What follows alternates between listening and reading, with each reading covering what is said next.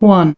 Madam Speaker, the Workers' Party joins the Minister and all members in congratulating our Paralympians on their inspiring achievements at Rio.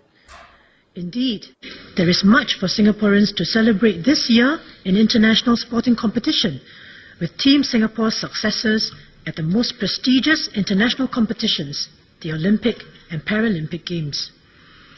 Truth be told, most of us don't know much about the Paralympic Games.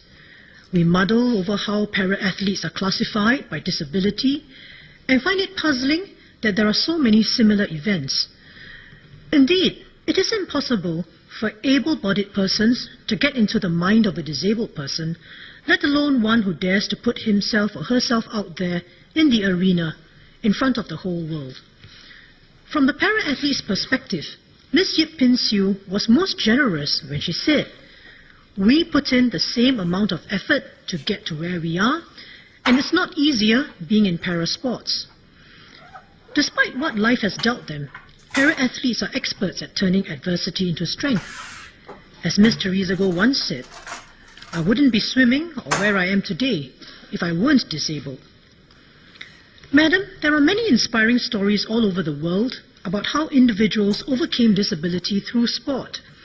A few days ago, I heard over the radio about a Canadian teenager named Trent Seymour, a very promising softball pitcher and catcher, who was paralyzed in a hunting accident 2 years ago at age 16. After weeks in ICU and months of rehabilitation, he decided that he wanted to return to the game he loved, even though he was now a paraplegic. He signed up for umpire training and passed the required tests, and soon he was the first ever umpire on wheels. The sight of him on softball pitches surprised and inspired many fans worldwide. Madam, during the recent Paralympic Games, friends of mine who had children with disabilities were abuzz. Their children were glued to their TV sets every day and night, rooting for our Paralympic athletes. Some of these parents had introduced sports to their children as therapy. Now, their children were seeing before their very own eyes that through sporting competition, they too could one day don the national colours and bring glory to Singapore. It goes without saying that cultivating our para-athletes to sporting excellence takes a whole village and the government as well.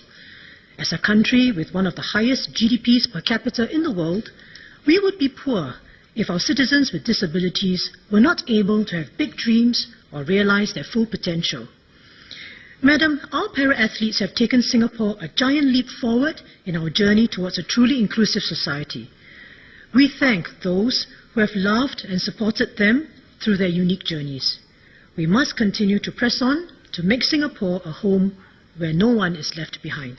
Thank you, Madam.